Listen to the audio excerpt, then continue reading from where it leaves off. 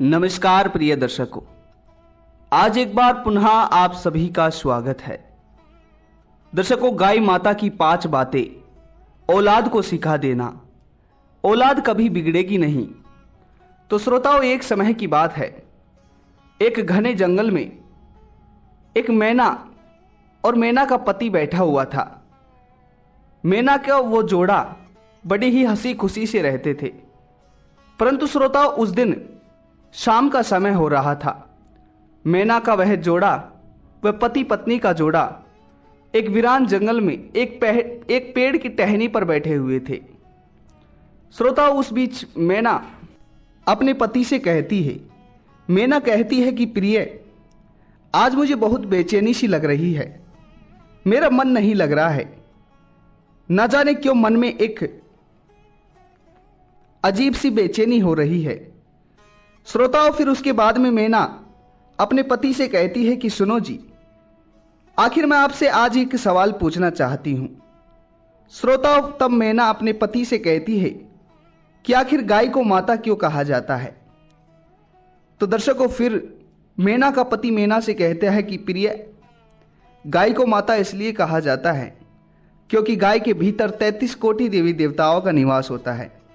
ठीक ही इसके प्राय कहा जाता है कि जब देवता और असुरों के बीच समुद्र मंथन हुआ था, तो उस समय समुद्र में से ठीक 14 रत्न उत्पन्न हुए थे। उन्हीं में से एक रत्न गाय माता भी मानी जाती है। और प्रिय, इसीलिए कहते हैं कि गाय माता को देवताओं ने मनुष्य के कल्याण के लिए धरती लोक पर भेजा है, और ठीक इसी प्रकार गाय माता की पूजा की जाती है। और इसी तरह गाय माता को सनातन धर्म में पूजा जाता है। श्रोता, फिर उसके बाद में मैना का पति मैना से कहता है कि प्रिय, आज मैं तुम्हें एक छोटी सी कहानी सुनाने जा रहा हूं। इस कहानी को तुम पूरे ध्यान से सुनना और अपने मन को एकत्रित रखना। श्रोताओं, तब मैना का पति मैना से कहता है कि प्रिय, एक समय की बात है, एक नगर में एक गांव में एक किसान रहा करता था। किसान के घर में किसान की पत्नी और उसका एक छोटा सा पुत्र रहता था।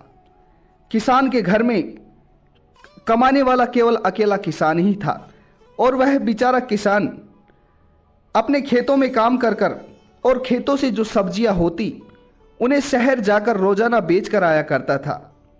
और उसके अलावा उसे जो पैसे मिला करते थे, उन्हीं पैसों से वह किसान बेचारा अपने घर का खर्चा चलाता था, अपनी पत्नी और अपने पुत्र का पेट पालता था। श्रोताओं, इसी तरह किसान रोजाना अपने खेतों में से सब्जियों को तोड़ता और शहर की ओर बेच कर आता। ठीक उसी प्रकार लगातार कुछ दिनों तक इसी तरह चलता रहा। श्रोता बंधुओं, उसके पश्चात एक दिन की बात है, जब पहले की तरह किसान अपने खेतों से सब्जियों को तोड़कर और एक टोकरी में बांधकर शहर में बेचने के लिए जाता है। तो उसी बीच जब किसान शहर के बीच होकर एक रास्ते से होकर गुजर रहा था, तो उसी समय एक गाय बैठी हुई थी। जब किसान उस गाय माता की ओर देखता है, तो किसान को दिखता है कि उस गाय माता के पैर में से कई सारा लहू निकल रहा है और दर्द से वह बहुत ज्यादा झटपटा रही है। श्रोता, उसके बाद में किसान गाय माता के पास जाता है, और जब किसान आजू बाजू में देखता है तो काफी सारे लोग गाय माता को देख रहे थे, परंतु उनमें से एक भी गाय माता को नहीं संभाल रहा था। एक ने भी नहीं सोचा था कि इनके पैर से खून निकल रहा है तो इनकी मदद की जाए। श्रोताओं, ये देखकर किसान किसी से कुछ नहीं कहता है, और किसान फिर उस गाय माता को लेकर एक वेद के पास जाता है। जब गाय माता को लेकर वेद के पास जाता है और वेद जब इलाज शुरू करता है, तो वेद किसान से कहता है कि भाई, गाय माता के पैर में बहुत चोट आई है और इनके पैर की हड्डी टूट चुकी है, इसलिए कई दिनों तक ये अब चल नहीं पाएंगी। तो श्रोताओं, फिर उसके बाद में किसान गाय माता को लेकर अपने घर चले जाता है, क्योंकि किसान सोचता है कि अब कई दिनों तक ये खुद चल नहीं पाएंगी, ना जाने कहाँ रहेंगी और कौन इनको भोजन लाकर देगा, तो मैं इनको अपने घर ही ले चलता हूं। श्रोताओं, इस तरह फिर वह किसान गाय माता को अपने घर लेकर आता है। गाय माता को लाकर अपने घर के सामने बांध देता है। गाय माता की खूब सेवा करता है, चारा पानी डालता है। श्रोताओं, इसी तरह उस किसान की जो पत्नी थी वो भी बड़ी ही मनचाही स्वभाव की थी, वो बहुत ही अच्छी थी। इसी तरह वह भी गाय माता की सेवा करने लगती है। ठीक इसी तरह धीरे धीरे काफ़ी दिन बीत जाते हैं। श्रोताओं, एक दिन जो गाय का मालिक था उसे उस गाय का पता लग जाता है और वो गाय का मालिक अपनी गाय को लेने के लिए उस किसान के पास आता है और किसान के पास आकर गाय को लेने का आग्रह करता है।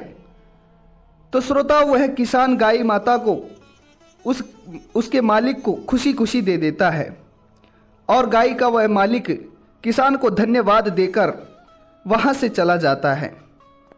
श्रोताओं, उसके बाद में फिर से किसान काफ़ी दिन तक अपने खेत से सब्जियों को काटता और शहर बेचने के लिए जाता। श्रोताओं, इसी तरह धीरे धीरे अचानक एक दिन किसान की तबीयत खराब हो जाती है और उसी वजह से किसान की मृत्यु हो जाती है। श्रोताओं, उसके बाद में किसान की पत्नी काफ़ी दिनों तक अपने पति की याद करती, परंतु फिर किसान की पत्नी उसके बाद उसके ही ऊपर अपने घर का सारा ऋण आ चुका था, सारा बोझ आ चुका था, तो वह अपने खेतों से सब्जियों को काटती और स्वयं ही शहर बेचकर आती और अपने छोटे से पुत्र का ख्याल रखती, उसका पेट भरती। श्रोताओं, इसी तरह काफ़ी दिनों तक चलता रहा। उसके बाद एक दिन जब किसान की पत्नी सब्जियों को लेकर शहर बेचने के लिए जाती है तो बीच में एक जंगल पड़ता था। किसान की पत्नी को एकदम से चक्कर आ जाते हैं, तो फिर किसान की पत्नी वहीं बैठ जाती है। जब किसान की पत्नी वहीं बैठती है तो वह गाय किसान की पत्नी के ठीक बगल में आकर खड़ी हो जाती है। दर्शकों, किसान की पत्नी को उस गाय को देखकर अपनी पुरानी याद आ जाती है और किसान की पत्नी उस गाय को पहचान भी लेती है।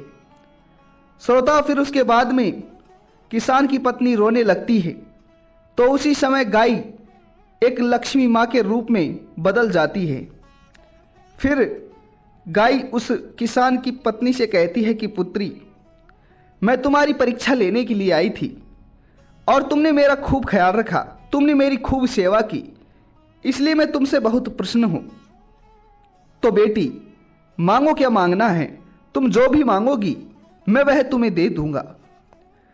तो श्रोताओं, सबसे पहले तो किसान की पत्नी गाय माता से कहती है कि माता, अगर आपको कुछ देना ही है तो मुझे वादा करना होगा कि आप मुझे पक्का दोगे। तो श्रोताओं, फिर किसान की पत्नी गाय माता से कहती है कि मेरा पति पुनः जीवित हो जाए। श्रोता, फिर उसी समय गाय माता उस किसान की पत्नी के पति को पुनः जीवित कर देती है। फिर किसान की पत्नी गाय माता से कहती है कि हे माँ, हम ये नहीं चाहते कि हम लखपति बने, हम ये नहीं चाहते कि हम अरबपति बने, मगर हम ये चाहते हैं कि आप हमें इतना धन दे दीजिए जिससे हमारा गुजारा चल जाए, हमारी रोजी रोटी चल जाए। तो श्रोता, फिर गाय माता उसे यह भी वरदान दे ही देती है। श्रोता, उसके बाद में किसान का परिवार पुनः खुशी खुशी रहने लगता है। तो श्रोताओं, इसी तरह फिर गाय माता किसान की पत्नी से कहती है कि पुत्री, कभी भी संतान से ज्यादा लाड प्यार नहीं करना चाहिए, क्योंकि कहते हैं कि ज्यादा लाड प्यार भविष्य के लिए घातक होता है।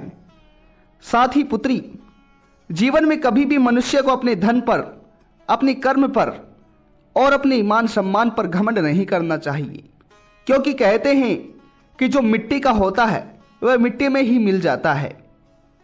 श्रोता, फिर गाय माता उस किसान की पत्नी से कहती है कि पुत्री, कभी भी अपनी धन संबंधित बातें या अपनी घर की बातें या कोई भी अन्य गुप्त बातें अन्य किसी को नहीं बतानी चाहिए।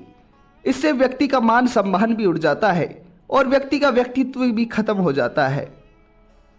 तो श्रोताओं, इसी तरह आज की यह कहानी आपको कैसी लगी कमेंट बॉक्स के माध्यम से अवश्य बताइएगा। तो मिलते हैं अगली वीडियो में। तब तक अपना ख्याल रखिएगा। धन्यवाद जी, नमस्कार।